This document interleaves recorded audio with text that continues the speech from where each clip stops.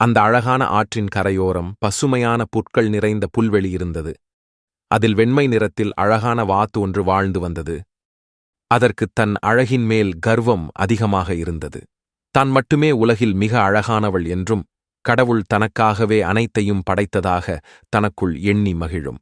போக போக அதன் கர்வம் தலைக்கு ஏறி காட்டின் ஏனைய பறவைகளை கிண்டல் செய்து நகைக்க ஆரம்பித்தது.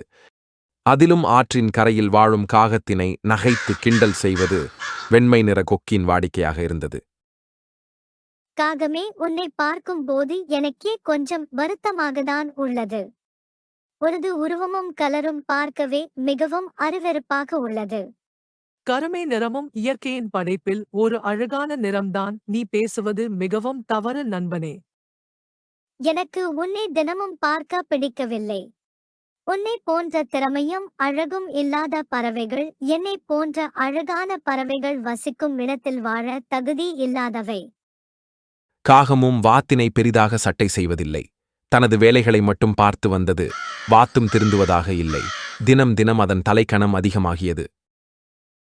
அன்று ஒரு நாள் காகம் புல்வெளியில் அமர்ந்திருந்தபோது தலைக்கணம் பிடித்த வெண்மை நிற வாத்து அங்கு வந்தது. வழக்கம் போல காகத்தினை வம்புக்கு இழுத்தது. மிக அருகாமையிலேயே புதர்கள் அசையும் சத்தம் மெதுவாக கேட்டது. காகமும் வாத்தும் சுதாரித்துக் கொள்வதற்குள் சிவப்பு நிற நரி ஒன்று மிகுந்த பசியுடன் புதரிலிருந்து வெளியே வந்தது.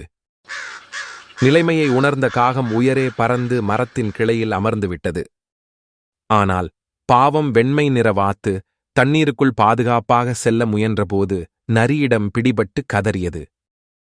காகமே, என்னை எப்படியாவது காப்பாற்றி, இல்லை என்றால் இந்த நரி என்னை சாப்பிட்டுவிடும். மரத்தின் கிளையில் இருந்து கீழே நடப்பவற்றை பார்த்த காகம் நரி எதிர்பாராத நேரம் பறந்து வந்து நரியின் தலையில் கொத்தியது.